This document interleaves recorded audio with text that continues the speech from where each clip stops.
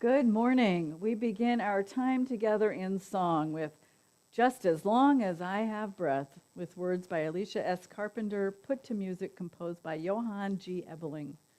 Please make sure your microphone is muted and sing along energetically and enthusiastically to welcome in this new fall day.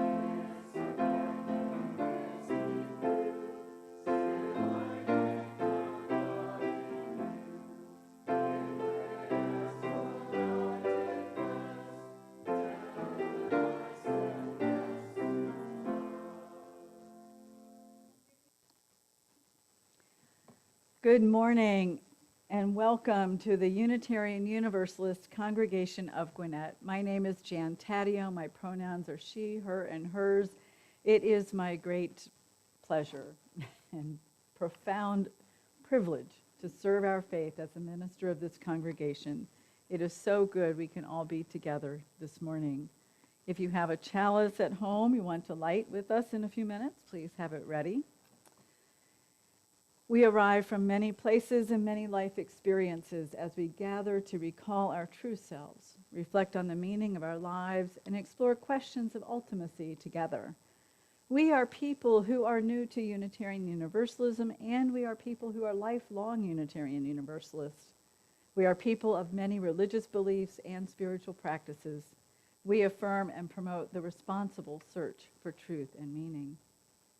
We are people of many genders, sexualities, ethnicities, origins, ages, shapes, sizes, and expressions of our true selves. We affirm and promote the inherent worth and dignity of all people. We are people of all ages and family structures, and we each bring gifts, talents, and passions that serve to affirm and promote communities with peace, liberty, and justice for all. We are people of covenant who engage with one another in ways that promote and affirm justice, equity, and compassion in human relations. We are people who care deeply for our planet and understand we are inextricably and profoundly connected to the web of all existence. We are people who welcome all who are seeking a community of faith that welcomes your whole self, all that you were, all that you are, all that you yearn to be. And you are just where you should be, in a room full of compassionate, thoughtful Unitarian Universalists, ready to meet you where you are. You are welcome here. You are home. If you are a newcomer this morning, we welcome you and hope you will indeed find your spiritual home here with us. We are becoming a radically welcoming sanctuary in a green space. We foster spiritual growth as we joyfully nurture connections and community within our walls and beyond. If this is your first time here, I encourage you to join us several times to experience the full flavor of this congregation and this faith tradition. Come be curious, courageous, and compassionate with us. And now I invite you to take a deep breath and bring yourself more fully into this precious, cherished time that we have set aside to be together.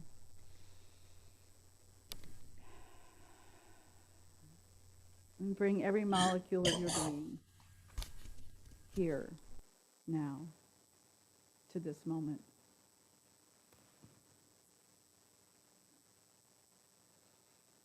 as sound vibrates through our bodies, around our room and our space, through our computers. May that vibration remind us how deeply and profoundly interconnected we are with each other, with all humans, with all life on this planet, all the beings, all the waters, all the woods, all the oceans. Everything is one with the stars in the cosmos.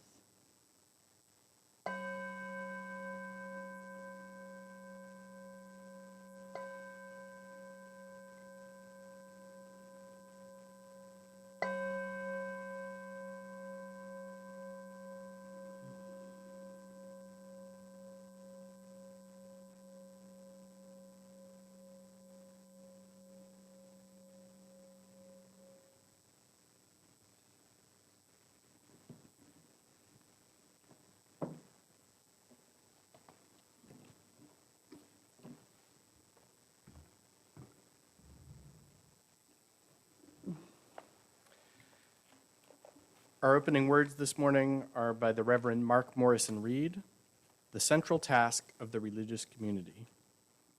The central task of the religious community is to unveil the bonds that bind us, that bind each to all. There is a connectedness, a relationship discovered amid the particulars of our own lives and the lives of others. Once felt, it inspires us to act for justice. It is the church that assures us that we are not struggling for justice on our own, but as members of a larger community. The religious community is essential, for alone our vision is too narrow to see all that must be seen, and our strength too limited to do all that must be done. Together, our vision widens and our strength is renewed. Now, as we prepare to light our chalice, I'll read Ignite in Us Radical Love by the Reverend Rebecca Savage. We light our flaming chalice as a beloved people, united in love and thirsting for restorative justice. May it melt away the tethers that uphold whiteness in our midst. May it spark in us a spirit of humility. May it ignite in us radical love that transforms our energy into purposeful action. This is a chalice of audacious hope. This chalice shines a light on our shared past, signaling our intentions to listen deeply, reflect wisely, and move boldly towards our highest ideals.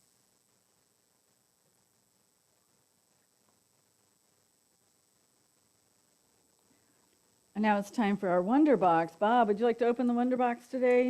It's probably been a while since you've done that. Did you do it last week? No. Okay. Oh, what do we have? Could be a rainbow, but it could be a bridge. Could be a bridge? Yeah. Yeah, I could see that. You could probably form different kinds of bridges with those, right? Like Sure. it could be one of those really big, long bridges, and those are the arches, or this could be the side. I don't know, but think bridges when you see those. Because it's kind of hard for me to find a real bridge to put in the Wonder Box. And even some of my smaller bridges wouldn't fit. But I have a story today about building bridges. It's called Old Joe and the Carpenter, an Appalachian tale of building bridges by Pleasant L. Despain. Old Joe lived way out in the countryside, and he had one good neighbor. They'd been friends all their lives, and now that their spouses were buried and their children raised, all they had left were their farms and each other. But for the first time, they'd had an argument. It was over a stray calf that neither one really needed. It seemed as though the calf was found on Joe's neighbor's land, and so he claimed it as his own. But old Joe said, no, that calf has the same markings as my favorite cow, and I recognize it as being mine. Well, they were both a bit stubborn, so they just stopped talking to each other. It seemed that a dark cloud had settled over old Joe until there came a knock on his door 1 week later. He wasn't expecting anybody that morning, and as he opened the door, he saw a young woman who had a box of tools on her shoulder. She had a kind voice and dark, deep eyes, and she said, "I'm a carpenter, and I'm looking for a bit of work. Maybe you'd have some small jobs that I can help with." Old Joe brought her into the kitchen and sat her down and gave her some stew that he had on the back of the stove. There also was home-cooked fresh bread and churned butter and homemade jam. While they were eating and talking, Joe decided that he liked this young carpenter, and he said, "I do have a job for you. Look right there through my kitchen window. See that farm over there? That's my neighbor's place. And you see that creek running right down there between our property line? Well, that creek, it wasn't there last week. My neighbor did that to spite me. He took his plow up there and he dug a big old furrow from the upper pond and flooded it. Well, I want you to do one better. Since he wants us divided that way, you go out there and build me a fence, a big, tall fence, so I won't even have to see his place anymore." And the carpenter said, "Well, if you have the lumber and the nails, I got my tools, and I'll be able to build something that you'll like." Joe had to go to town to get some supplies, so he hitched up the wagon and showed the carpenter where everything was in the barn. And the carpenter carried everything she needed down to the creek and started to work. The carpenter's work went smooth and fast, and she did her measuring and her sawing and her nailing, and it was about sunset when old Joe returned, and the carpenter had just finished her work. When old Joe pulled up in that wagon, his eyes opened wide and his mouth fell open. There was not a fence there at all. It was a bridge going from one side of the creek to the other. It had handrails and all. It was a fine piece of work, and his neighbor was just starting to cross the bridge with his hand stuck out, and he was saying, "Joe, you're quite a fellow to build this bridge. I'd have never been able to do that. I'm so glad we're going to be friends again." And Joe put his arms around his neighbor and said, "Oh, that calf is yours. I've known it all the time. I just want to be your friend too." And about that time, the carpenter started putting her tools in the box and then hoisted it onto her shoulder and started to walk away. And Joe said, "Wait, come on back, young carpenter. I want you to stay on. I've got lots of projects for you." The carpenter just smiled and said, "I'd like to stay on, Joe, but you see, I can't. I got more bridges to build." So she walked on, and there ends my tale. And now we sing together Building Bridges, a contemporary Quaker tune with words from the Women of Greenham Common peace occupation in England, 1984.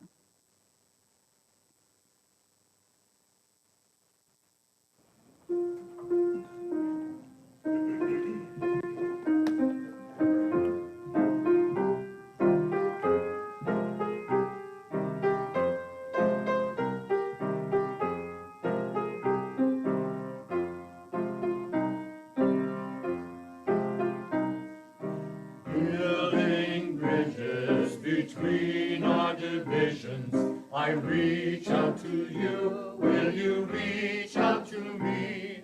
With all of our voices and all of our visions, friends, we could make such sweet harmony.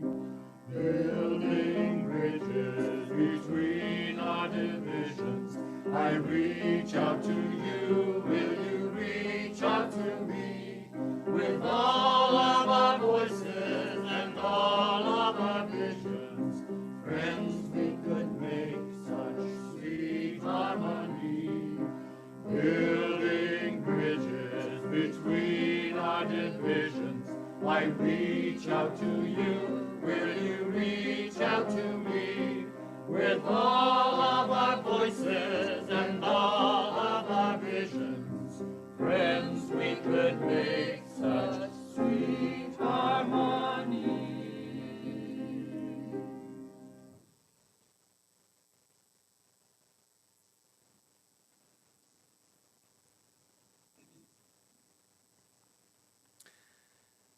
I wonder if you've ever had someone say to you in the midst of a transaction, "Come on, just trust me. Just trust me." If you have, can you recall your very first inner response to those words? Just trust me? My guess is that your very first inner response might look or feel something like taking a step back. Maybe like we would if someone held a snake or a spider right up in our faces and said, "Hey, look at this. Isn't this cool?" In both cases, maybe what we want to say is very firmly, "Wait, give me just a minute, and back away, please." That's because, for most of us, picking up a spider or picking up a snake or just trusting another person is not something that we are instantly prepared to do. Trust is not a command performance. Trust takes intention. Trust takes time. Trust is a relationship. Trust is powerful and fragile all at the same time. I'm in my 32nd year of teaching right now and my 40th in working with teenagers and their families. If I had 40 more years of active work like that, one thing that's become really clear to me is that I would still, 40 years from now, be learning how best to work with other people. I've learned that if we're going to be successful in our work together, there has to be trust between us. For me, in my classrooms, most often that starts like this. Tell me about a pet that you have or would like to have. And tell me about something you like to play or would like to learn to play. We then spend several weeks interviewing 3 students each day at the beginning of class about those 2 things. The aim is this. I'm inviting them to tell me a little bit about their love and a little bit about their joy. And they do. And they smile and they laugh. And even though I don't ask, sometimes some of them will even tell me something about their fears and their losses. In one of my early years of teaching, the bell rang, the class emptied as it always does, and I waited for the next set of teenagers to walk into the room. And suddenly, one student came running into the room, grabbed a desk, and threw it across the room. I jumped up and I yelled at him to get out into the hallway. My yelling apparently startled him as much as his throwing the desk across the room had startled me, and I chased him out into the hallway. He threw himself up against a locker, and I stupidly got right in his face. "What is wrong with you?" I yelled.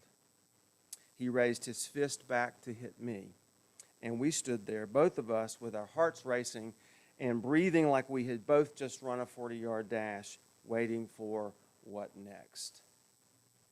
He burst into tears. And once the avalanche of emotion came down, he told me that in his previous class, the teacher had been needling him and harassing him all week. The bell rang, and he got to my room, and he simply couldn't contain it anymore. I didn't do much right that day, except to listen when he started to fall apart. And I got a clear view of the power and the fragility of trust. When there's enough trust to create a relationship, often enough the relationship will be tested by one or the other, raising the stakes. Can you trust this part of me too? When the storm blows up and the ride begins to feel awful, that doesn't necessarily mean that the relationship is over, although I think sometimes we make that assumption. It may actually be an invitation to a new level of trust. The truth is, I really blew it that day. The student's anger stirred mine. His unleashed emotions unleashed mine too, and I said things and behaved in ways that I would like to have done differently.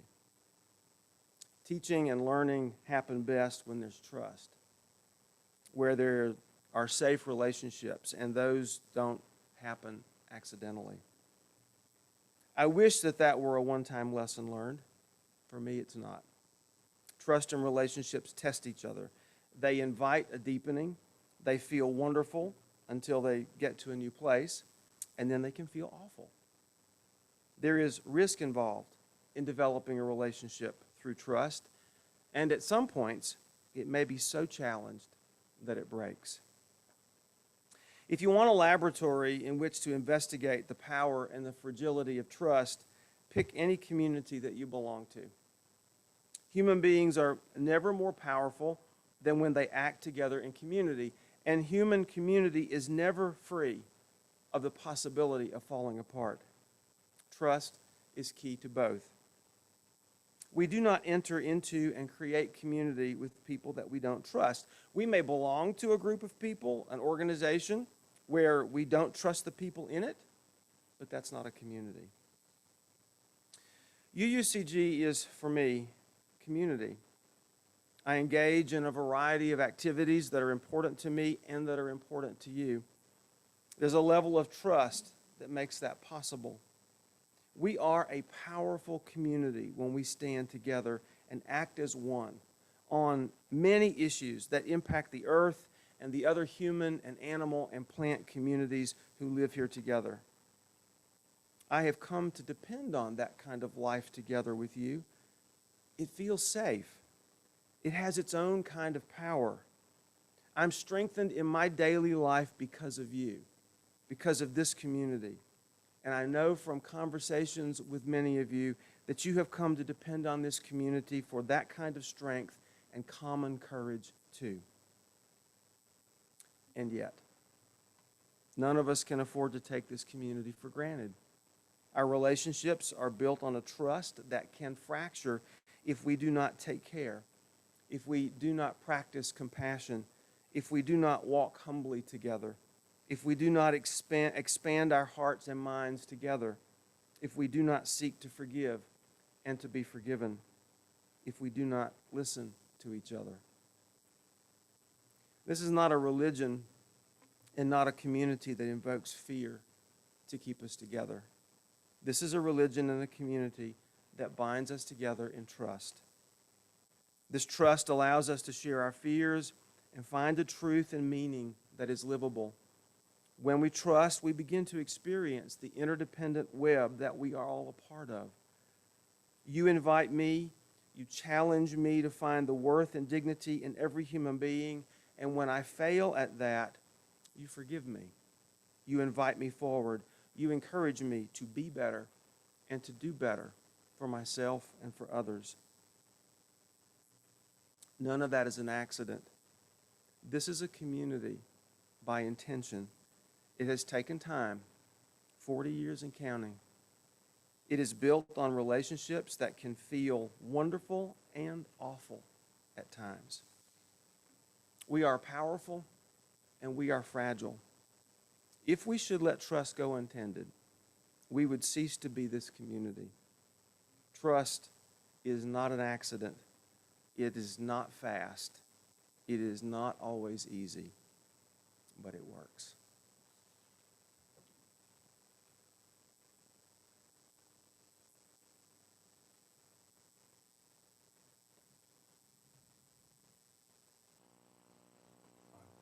We shall be known by the company we keep, by the ones who circle around to tend these pipes.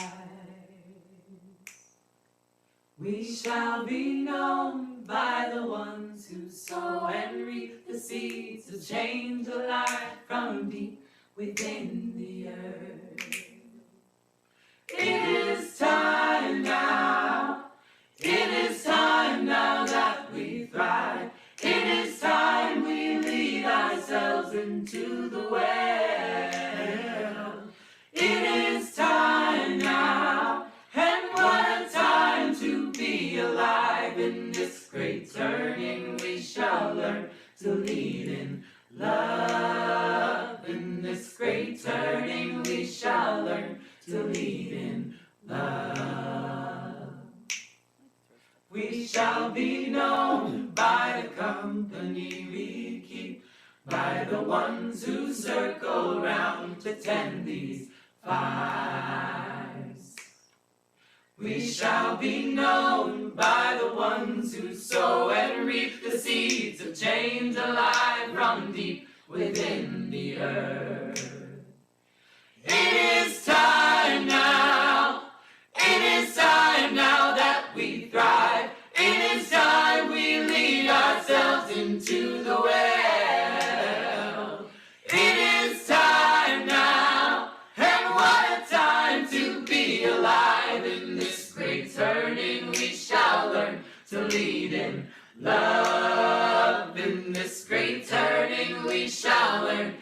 lead in love. We shall be known by the company we keep, by the ones who circle round to tend these fires. We shall be known by the ones who sow and reap the seeds of change alive from deep within the earth.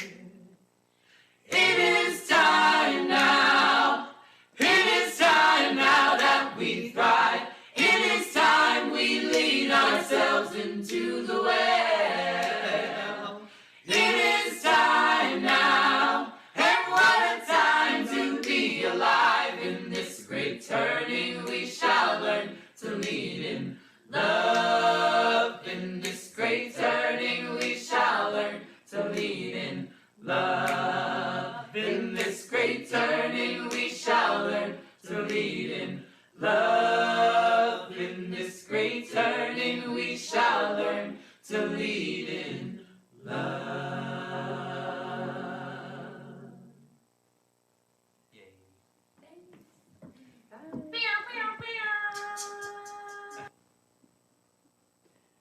You have to wait for the sound effects at the end.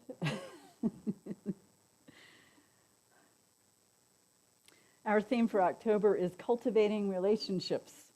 This theme feels foundational to creating a connected, compassionate community and to extending those relational skills into the wider community.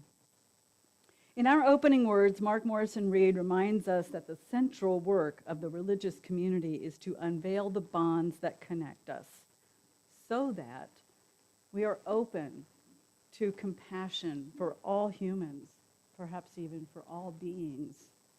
This depth and breadth of compassion moves us towards seeking justice for those in our congregation and in our wider community who are underserved and pushed to the margins of our society. When we lit our chalice, we offered a request that it ignite in us radical love that transforms our energy into purposeful action. When we can truly love our neighbor at a deep spiritual level, knowing we are connected, we are not separate, truly love our neighbor, then we want our neighbor to thrive, even if they stole our calf. When we can tap into this profound sense of connection, we realize that when others thrive, we too can thrive. We find that equity and inclusion, my latest bumper sticker, equity is not a pie. There is actually enough for everyone. Alas, I fear that our national and global situation is becoming quite dire. The pandemic has created supply shortages and distribution challenges. Global warming is melting our ice caps at a rate much greater than predicted. Fires are raging around the globe, storms, drought, floods, famine.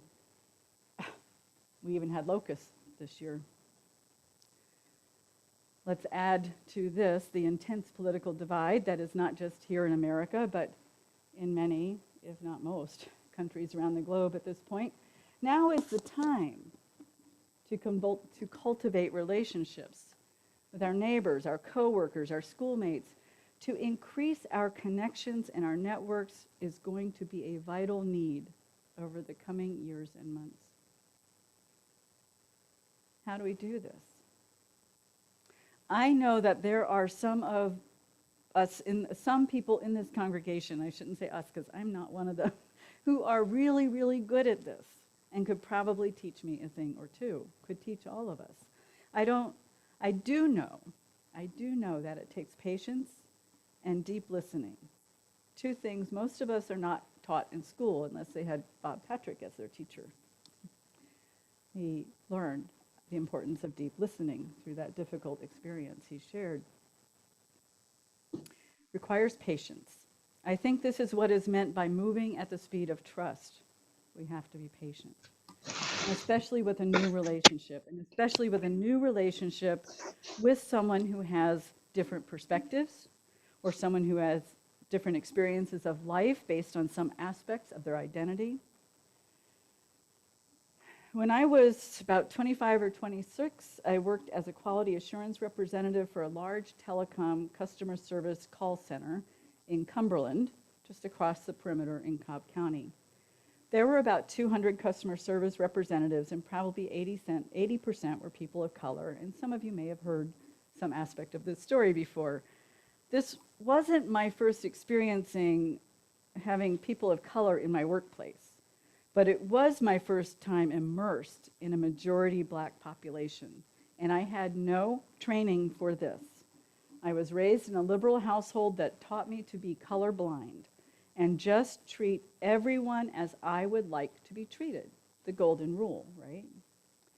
I wish I had been raised on the platinum rule, to treat others as they would like to be treated. That takes a lot more work.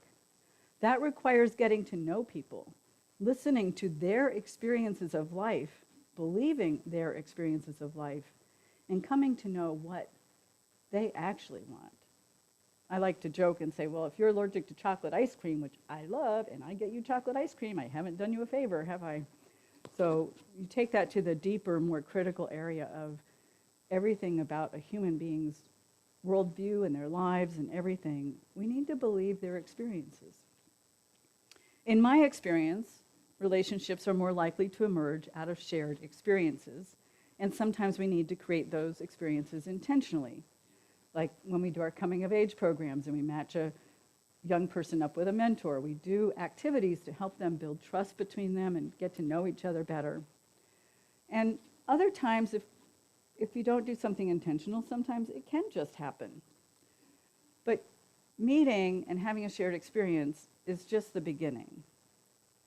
However one comes to be in relationship with another person, the work of strengthening, deepening, and nurturing that friendship takes time and intention. It's worth the investment.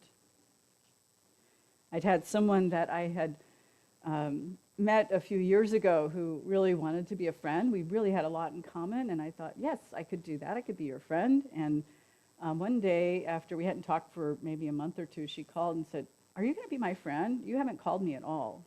I said, oh, well, let me tell you about the kind of friend I am.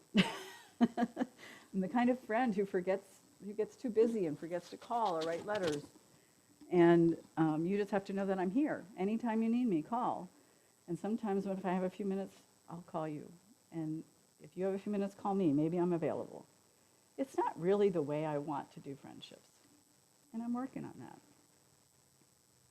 If you can put in the investment of nurturing and deepening and strengthening that friendship, you build a foundation of trust. So that when someone in the relationship makes a mistake, or there's a disagreement, or words are said that can't be unsaid, there is a foundation to build on to restore relationship. Our friends in the story of old Joe and the carpenter had years of building their relationship. They had this strong foundation, and yet it had never been tested. They'd all those years raising their kids together, all that stuff, and they never had a disagreement. They didn't know what to do. They couldn't find their way through on their own. The carpenter intervened by building a bridge that reminded them their friendship was more important than who owned the calf they argued over. Some people trust easily. That tends to be me. I will usually trust someone until they show me reason not to. And most people don't disappoint me, but sometimes corporations do. Some need time to build trust, especially those who have experienced racism, sexism, homophobia, transphobia, queerphobia, traumas, or other oppressions. My friend at that telecom company in the mid-'80s, and I wish I could tell you I remember her name, but I don't, which said something too. She probably experienced microaggressions throughout the day, and I probably committed some of those without knowing it. We had not built a level of trust that allowed her to come and share with me what I had done. And that's labor that, frankly, she doesn't have to do. It's not the work of my non-white friends to teach me, though I am grateful on the few occasions when they do. I had no skills to go and ask her. I just wondered, but I didn't inquire. Assumptions, stereotypes, colorblindness, internal biases we don't even know are in us, all of these can cause a break in relationship or keep it from forming in the first place. Better to hire people to teach us how to be in relationship than to always ask the injured party to educate us. And on that note, while on sabbatical, I plan to take part in some of the build bridging events and training that's offered by an organization called Braver Angels. And I hope some of you will look into it while I'm away. And maybe when I come back in March, those who got involved or looked into it and did some of the activities or training, we could come up with a way to see how we fit this into our congregational life. Braver Angels brings people, they specialize right now in people they call reds and blues. I guess you know what that refers to. And they bring them together one-on-one in a conversation, and they have a very particular protocol for this, and they build amazing relationships with this and friendships.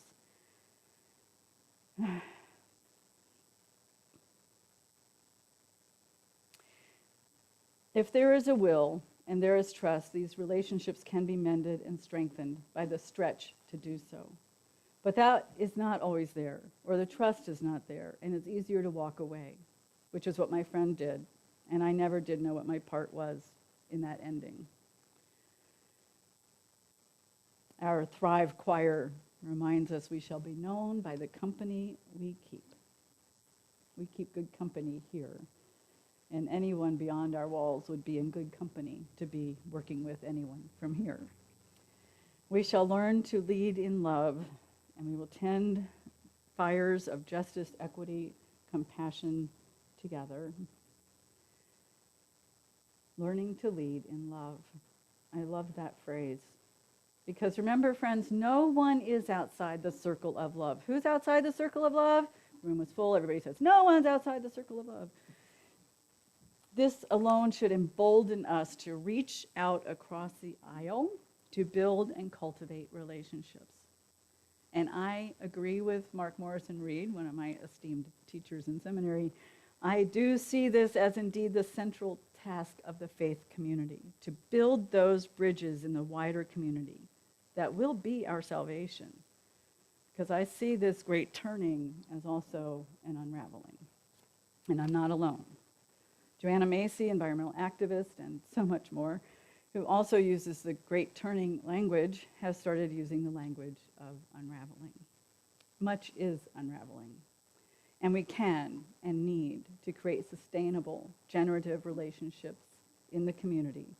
So there is more inclination for people to save and support all our neighbors than to only save themselves.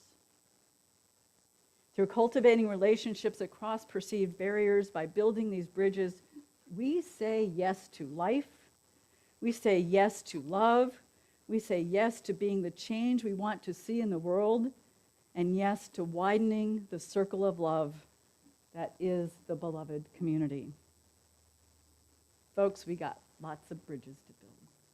I can't wait.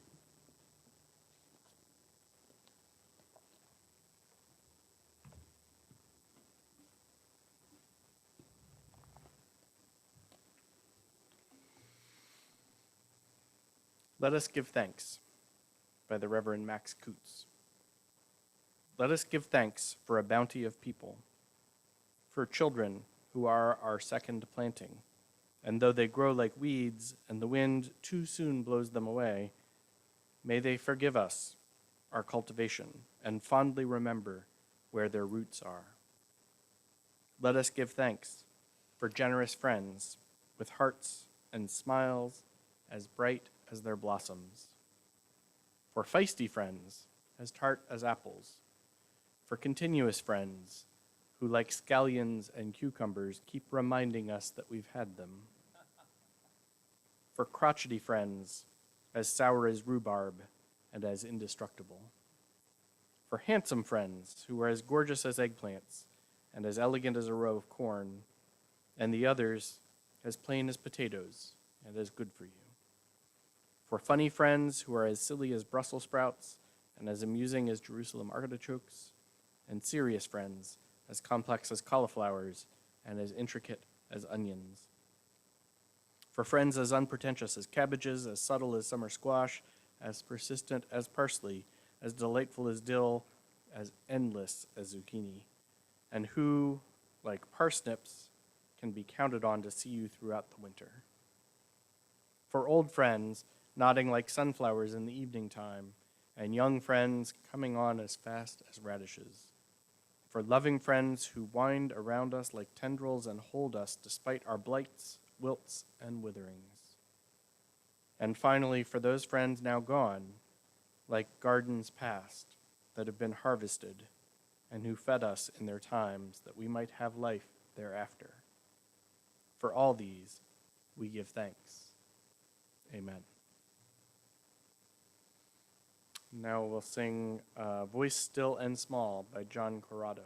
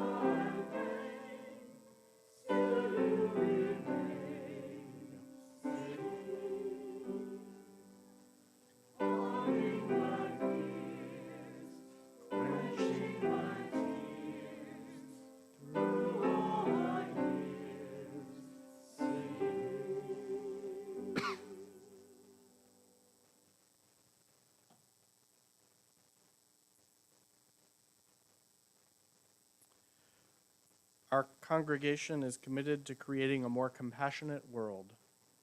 To this end, each quarter we split our plate collection with an organization nominated by people in the congregation and selected by our Give Away the Plate committee.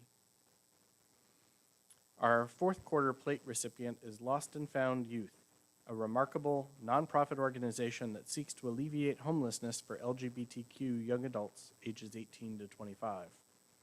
They provide temporary housing, food, clothing, case management, counseling, life skills training, job readiness training, linkages to physical and mental health care, and recreational opportunities. Our plate contributions also support the shared ministry of this congregation, so I ask that you please give generously to support the work of this important ministry in our wider community, as well as the vision and mission of our congregation. As we listen to a recording of our pianist, Brian Bishop, playing Dance of the Slovaks by Bela Bartok, you will see on the screen ways to contribute to our offering via PayPal, Venmo, or by mailing a check payable to UUCG to the address shown. If you are worshiping with us for the first time, your presence here today is a generous gift to this community. You may choose to let the plate pass. The offering will now be most gratefully received.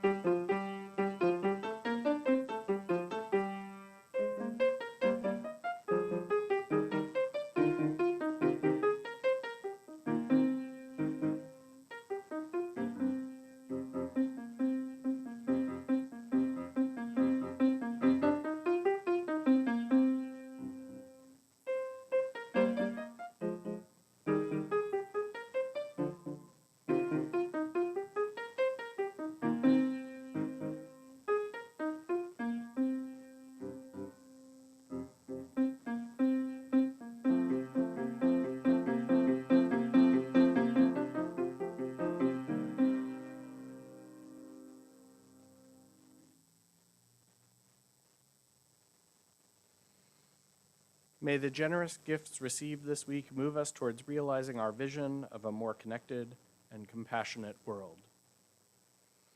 Join me in offering gratitude this morning. I want to thank the members of our Board of Trustees for their generous contributions of time, energy, and love dedicated to the leadership of the congregation. Last year, they completed the writing of our new policy manual, with some assistance from volunteers in the congregation. And this year they are doing a deep review of our bylaws. Whenever you have a chance, please express your gratitude to Lorena Griffin, Ed Miller, Mary Jane Stout, Thomas Yun, Gary Keel, Katrina Yurko, Lydia Patrick, and Erica Shell Castro for their leadership. I'm grateful for all who brought their voices and gifts to our service today. Thank you, Reverend Taddeo, for welcoming me here this morning, and Bob Patrick for his thoughtful participation. And for this morning's tech team, Barbara Stanke is serving as our Zoom manager, and Russ Taddeo managed our video and sound. Thank you all so much.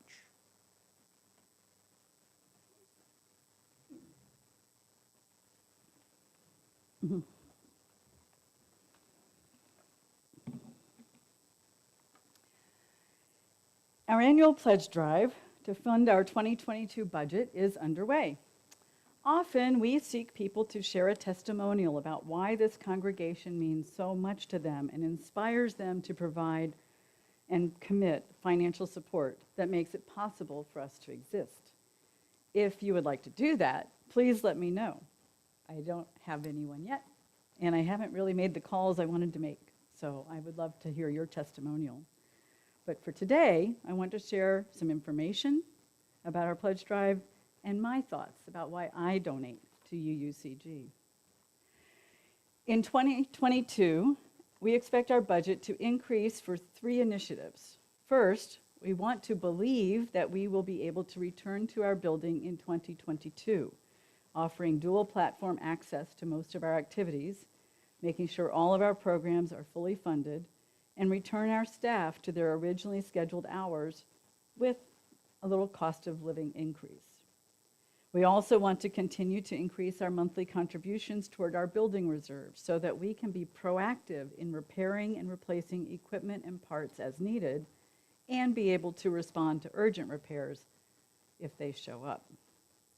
The third initiative we are asking you to invest in is our outreach in the wider community.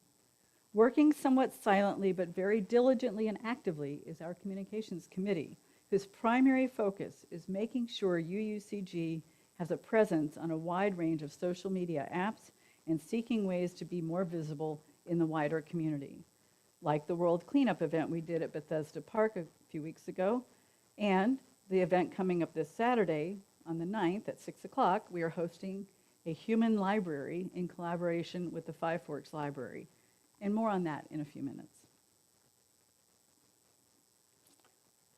I invite you to consider, you can remove the slide, Russ. Thanks.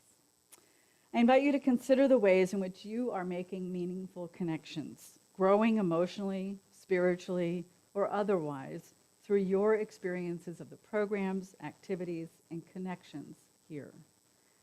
Have you discovered a new sense of purpose or relevance through the activities we share within and beyond our walls?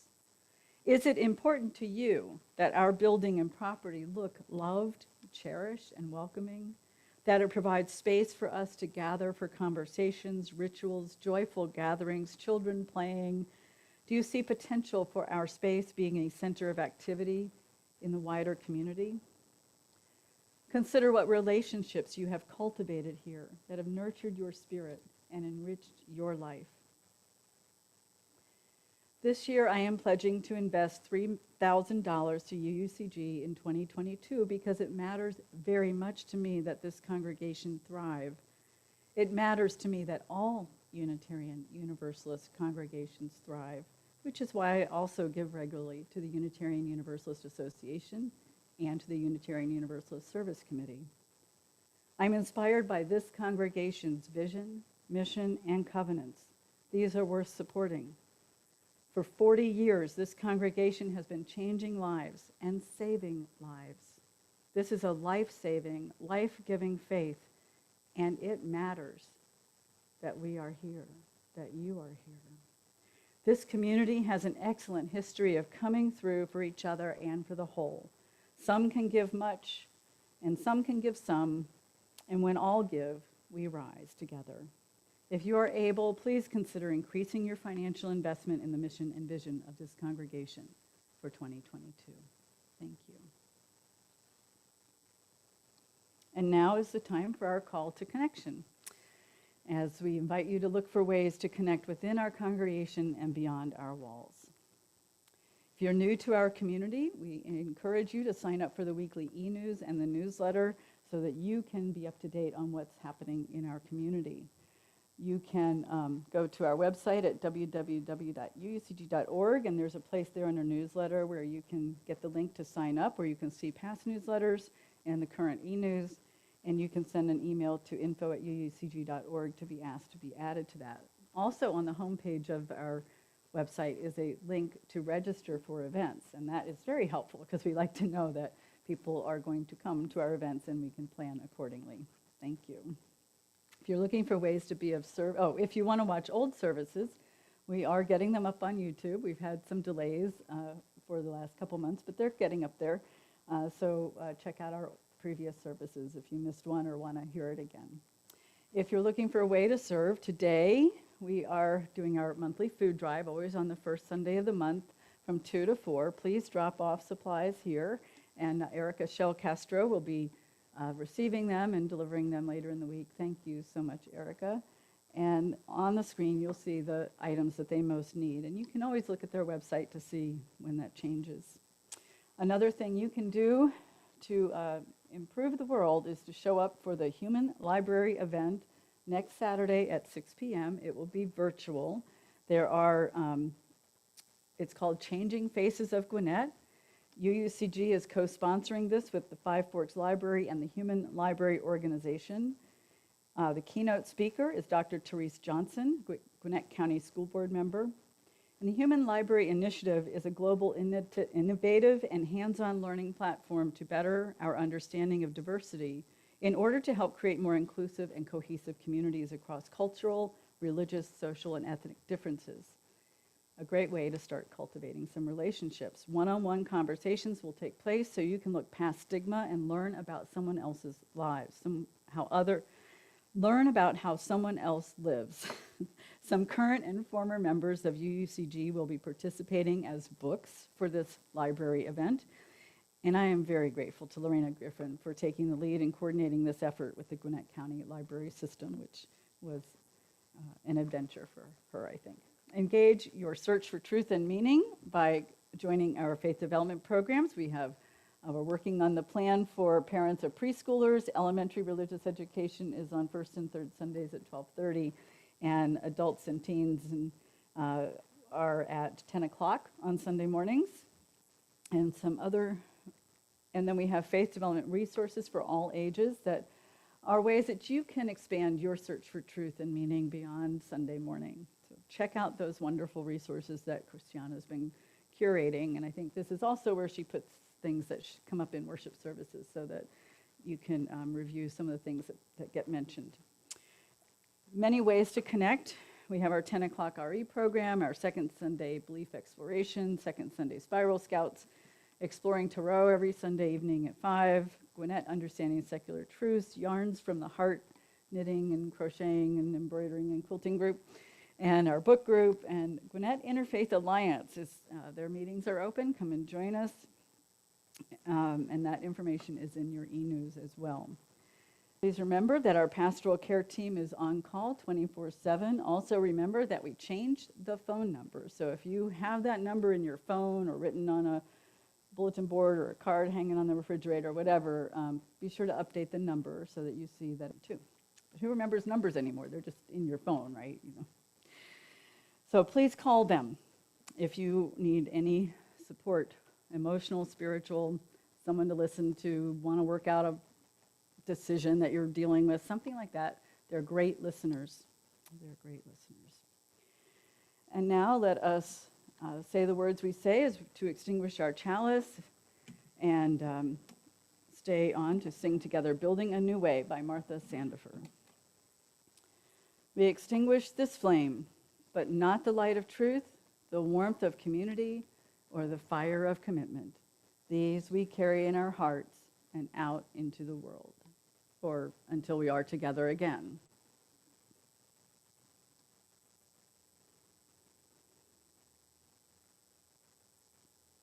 We can do both. Let's sing.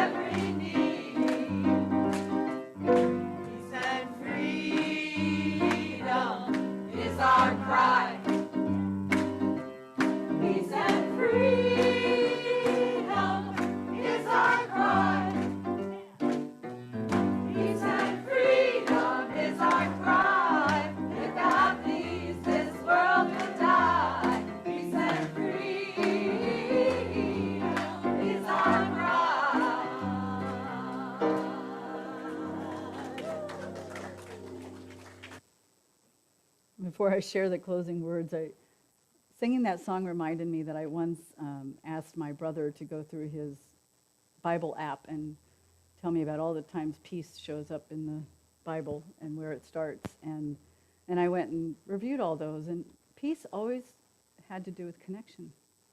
Connection with God, connection with the whole, connection with the oneness. Peace is that quality of feeling all one and not separate from the world. That's our cry. Closing words, We Are One, by Reverend Dr. Hope Johnson. We are one, a diverse group of proudly kindred spirits, here not by coincidence, but because we choose to journey together. We are active and proactive. We care deeply. We live our love as best we can.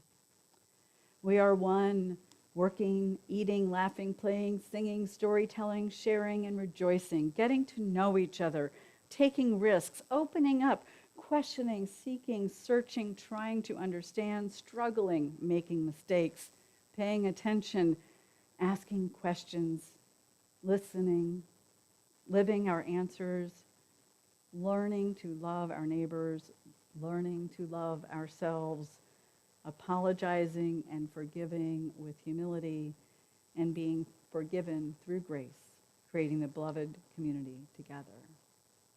We are one. We are one. Our service has ended, and now our service to one another and our wider communities begins. As always, I encourage you to be well. I love you each so much. Please mask up. It ain't over yet. Daniel Bailey and Elna Brennestad will be leading the service next week with David Morgan's assistance while I take a few days off. And I will see you again on October 17th.